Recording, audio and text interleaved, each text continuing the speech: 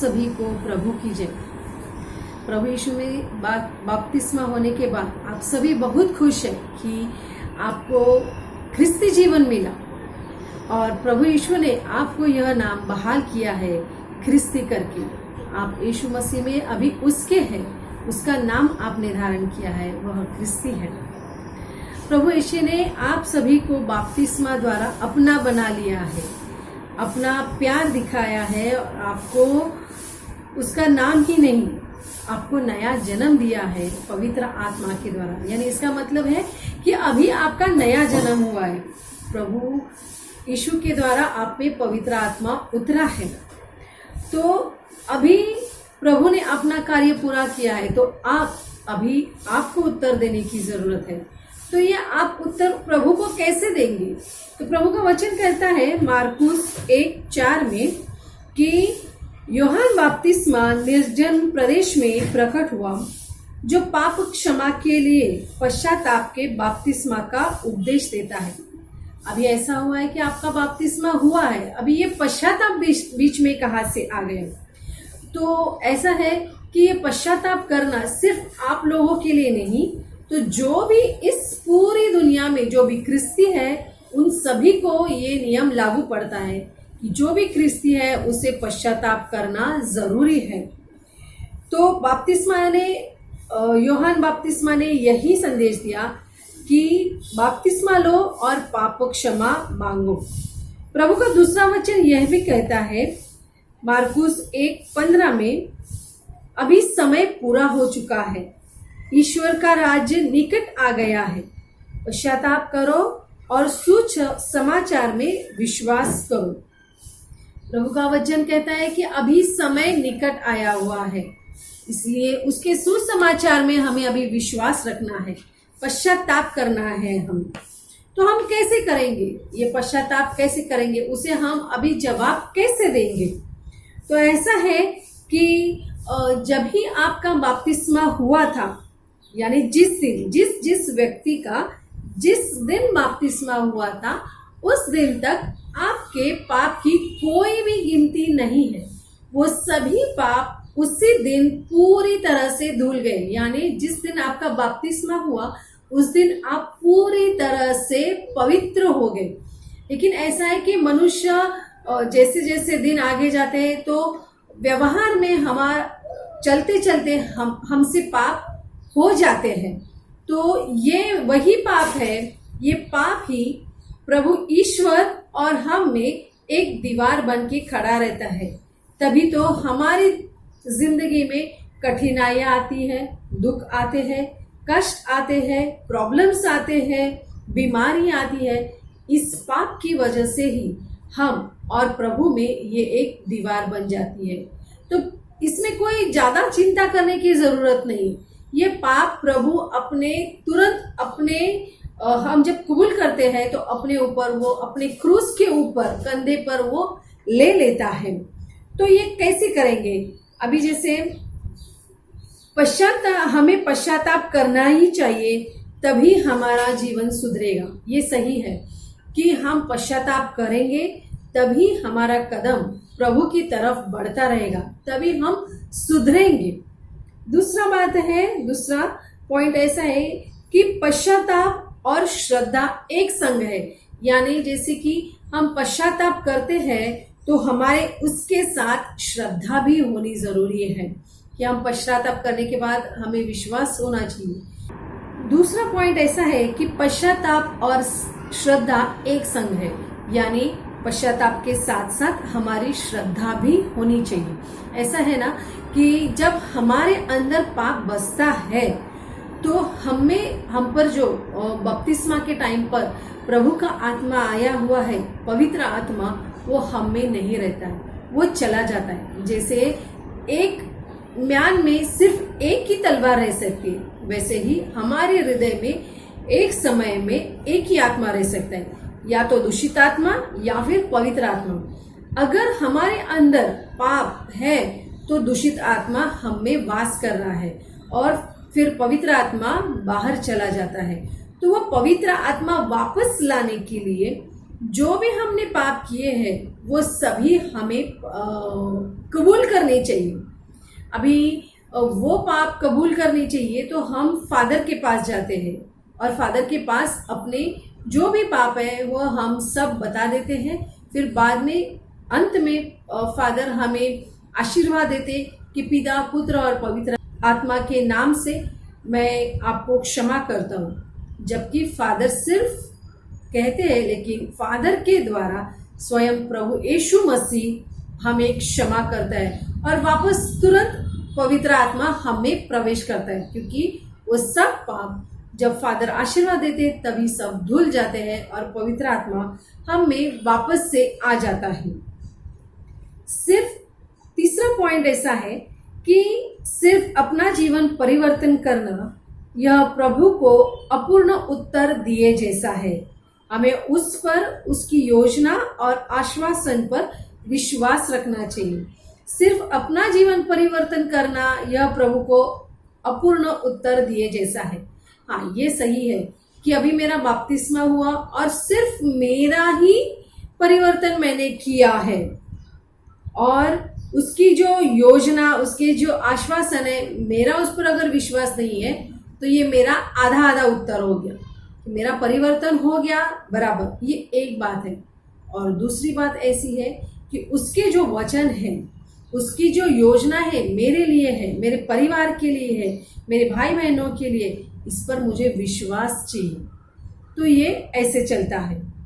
चौथा पॉइंट ऐसा है कि प्रभु को खुश करने के लिए और अपना जीवन पवित्र करने के लिए केवल विश्वास रखना और असल में कुछ भी नहीं करना, यह भी अपूर्ण उत्तर है, बराबर है। कि मैं अभी मुझे सब समझ में आया कि मुझे हृदय परिवर्तन करना चाहिए, पश्चाताप करना चाहिए, मुझे विश्वास रखना चाहिए, ये सब मुझे मालूम है, लेकिन असल की जिंदगी में मैं कुछ भी नहीं कर रहा हूँ या कुछ भी नहीं कर रही हूँ, तो ये भी सिर्फ खाली डिब्बा बजने जैसा है। तो कैसे है कि श्रद्धा और पश्चाताप दोनों एक संग है। एक संग यानी दोनों एक है, क्योंकि अभी मेरा श्रद्धा भी है और मैंने पश्चाताप भी किया, यानी दोनों एक संग है। तो दोनों एक साथ ऐसे चलते हैं। अभी बात ऐसी है कि ये सिर्फ जो नए बपतिस्मा लेते हैं उनको ही हम सिखाते हैं, ऐसे नहीं। हमारा बपतिस्मा हम जब छोटे बच्चे थे तभी से हमारा ये चालू है, और जो नियम आपको है वही नियम हम हर एक क्रिस्ती को है।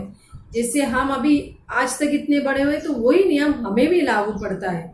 जो जो बात हम आपको बता रहे हैं वो हम खुद फॉलो करते, यानी वो खुद हमारे आचरण में हम लोग रखते हैं। जो भी प्रभु का विश्वास है, योजना, प्रभु में विश्वास है, योजनाएं है, वो सब हम उसमें विश्वास रखते हैं। अभी बात ऐसी है कि पश्चाताप कैसा करना चाहिए। अभी अपना कैथलिक सैक्रामेंट्स में कहते हैं, 7 सैक्रामेंट में जो चौथा सैक्रामेंट है कि पश्चाताप करना चाहिए, ऐसे कहते हैं कि साल में एक बार अगर हम पश्चाताप करेंगे तो पूरा है। लेकिन ऐसा है कि साल के 12 महीने, 12 महीनों में हर एक महीने में 30 दिन है, ऐसे 360 डेज है, 365 डेज ऐसे है, 365 ऐसे दिन। तो 365 दिनों में हमने क्या क्या पाप किया वो हम अचानक एक दिन में उतना पूरा याद नहीं कर सकते। इसके लिए हमेशा हमें ज्यादातर साल में 3 बार 4 बार कोशिश करने का, पश्चाताप करने की, ताकि हमारा हृदय हमेशा निर्मल रहेगा। हमेशा जो अंदर कचरा जमा है वो हमेशा बारी बारी हम लोग उसे खाली करते रहेंगे। अभी कैसे करते हैं कि हमें अगर पश्चाताप करना है तो किसी बंद रूम में आप चुपचाप बैठिए, पवित्र आत्मा को बुलाइए, उसे निमंत्रित कीजिए और उसे कहिए कि ये जो 10 मिनट मैं बैठा हूँ, बैठते समय एक कागज और पेन लेके बैठिए। पवित्र आत्मा आप मुझ पर आइए, मैंने जो जो पाप किए हैं मुझे आप उसकी याद दिलाइए। जैसे जैसे हम लोग आंख बंद करते हैं, पवित्र आत्मा एक एक पॉइंट बताता है, वैसे वैसे कागज पर लिखते जाइए। कोई बात नहीं, कभी कभी पॉइंट्स ज्यादा होंगे, शुरू शुरू में आपके 20 होंगे, 30 होंगे, 40 होंगे, 50 भी होंगे, कभी कभी 2 पेपर हो जाते, कोई बात नहीं, लेकिन आपको वो सभी पॉइंट्स लिखना है। लिखने के बाद जब आप फादर के पास जाते हैं तो आपको सिर्फ वो पेपर पढ़ना है, फिर आपको याद रखने की जरूरत नहीं, क्योंकि जो याद करके बताना है वो पवित्र आत्मा ने ऑलरेडी आपको दिमाग में बताया है और आपने वो सब कागज पे उतार लिया है। वो जाके सिर्फ फादर को आपको बताना है, फिर आपका कन्फेशन ज्यादा टाइम नहीं लेता है, फिर फादर भी जल्दी फ्री होते हैं, आप भी फ्री होते हैं। ऐसा है। दूसरी बात ऐसे कि अगर हम कागज पर नहीं लिखते हैं और हम लोग प्रार्थना करते, सब करते, लेकिन हम दिमाग में नहीं रह सकते। जब हम कन्फेशन के लिए बैठेंगे, शैतान आके तुरंत आपके दिमाग में बोलेगा, अरे ये फादर तुमको जानते हैं, तुम ये पाप कैसे बोलते हो, वो क्या सोचेंगे, वो तुम ऐसे हो, तुम वैसे हो, तुम अच्छे फैमिली से हो। वो सब बातें झूठी हैं। कभी भी दूषित आत्मा का मत सुनिए। इसके लिए जब आप प्रार्थना करके अपना पेपर बनाते हैं तो पवित्र आत्मा जो भी आपको पॉइंट्स बताते हैं आप वो सभी लिखेंगे। अभी सबसे इंपॉर्टेंट बात, आपका जब बपतिस्मा हुआ उस दिन तक का आपको कुछ भी पाप नहीं बताना है। जिस दिन आपका बपतिस्मा हुआ है उस दिन से लेके आज तक जितने भी पाप है वो आपको याद करने हैं। बपतिस्मा के पहले के पाप आपको याद नहीं करना है।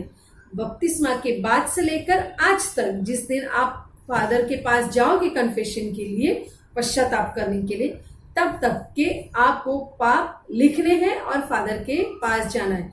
देखियो भाई बहनों, ये बहुत ही सुंदर सैक्रामेंट है, सुंदर क्या बोलते हैं संस्कार है कि अगर आप जैसे जैसे आपके पापों की कबूली करते रहोगे तो आपके जीवन में बहुत खुशहाली आएगी, बहुत से प्रभु की योजनाएं वो पूरी होती रहेगी, प्रभु आशीर्वाद की बौछार करेगा।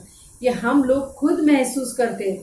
और ऐसा है कि मैं अकेले नहीं, मेरा पूरा परिवार, मेरे पति, मेरे बच्चे, आज भी हम लोग इतने बड़े बड़े हो गए फिर भी हम लोग खुद प्रार्थना करते हैं, बैठते हैं और कागज पे उतारते हैं। कभी कभी हंसी भी आती है, इतने बड़े हो गए फिर भी इतने पॉइंट्स आते हैं, लेकिन हम शैतान का सुनते नहीं, दूषित आत्मा का सुनते नहीं, बल्कि हम पवित्र आत्मा का सुनते हैं। वो फिर पॉइंट्स कितने भी हो, हम सभी पॉइंट्स फादर के पास जाके बोल देते हैं।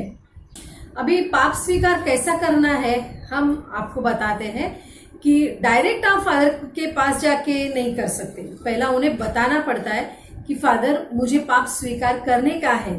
तो फादर अगर बिजी नहीं है तो कभी कभी फादर तुरंत बैठ जाते हैं, या फिर कभी कभी फादर उन्हें वक्त देते कि कल आओ या फिर शाम को आओ या फिर मैं 10 मिनट में आता हूँ। इसलिए फादर को पहले बताना बहुत जरूरी है। जैसे समझो अभी फादर ने बोला हाँ चलो बैठो, तो देखना कि आप एकांत में बैठे रहे हो। और फादर के साथ बैठने के बाद फादर पहले आपको आशीर्वाद देंगे, पिता पुत्र पवित्र आत्मा के नाम से आपको आशीर्वाद देंगे। वैसे ही आप भी पवित्र क्रूस की खून करना, पिता पुत्र पवित्र आत्मा के नाम से आमीन। और जो भी पेपर आपने बनाया हुआ है वो तो आपको बताना ही है, लेकिन सबसे पहले आपको ये पाप बताना है कि आप अभी पहली बार कर रहे हैं ना पाप स्वीकार, तो कहना कि मेरा ये पहला पाप स्वीकार है, बपतिस्मा के बाद का मेरा ये पहला पाप स्वीकार है। फिर बाद में आपने जो भी पाप लिखे हुए हैं वो सब आपको बताने हैं। वो बताने के बाद एक प्रार्थना रहती है, उस प्रार्थना को पश्चाताप की विनती कहते हैं। तो मैं आपको पढ़ के सुनाती हूँ कि वो प्रार्थना कैसे रहती है। वो ऐसे है, हे मेरे ईश्वर, मैं हृदय से उदास हूँ कि मैंने तेरी असीम भलाई के बदले अपराध किया है।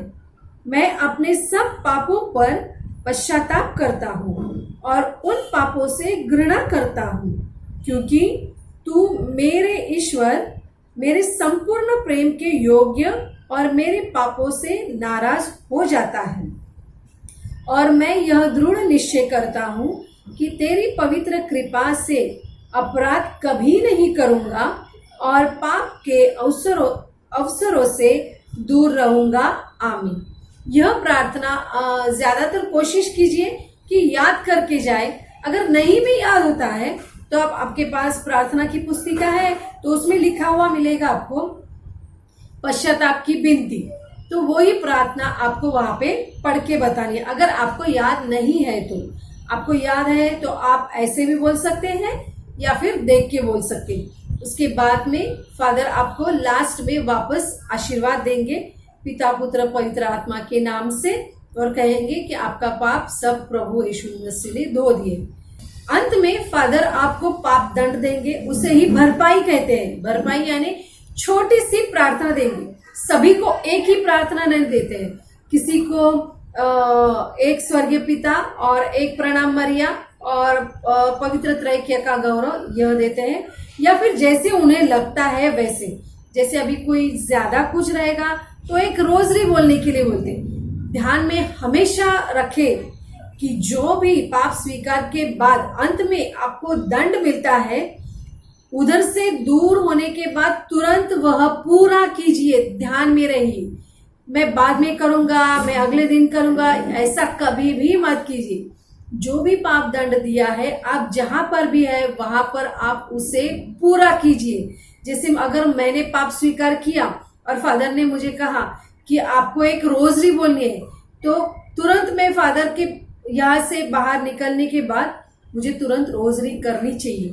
या फिर जो भी पाप आपको दिए जाते हैं वो पूरे दंड दिया जाता है वो आपको पूरा करना ही है, यह हमेशा ध्यान में रखिए। इस तरह हम अपना पाप स्वीकार कर सकते हैं। भाइयों बहनों, मैं विश्वास करती हूँ कि जो भी मैंने अभी आपको बताया है वो आप समझ गए होंगे और आशा करती हूँ कि आप भी हमारी तरह ऐसे ही पश्चाताप हमेशा करते रहेंगे। इसी शब्द के साथ मैं अपना ये टॉक यहाँ पर खत्म करती हूँ।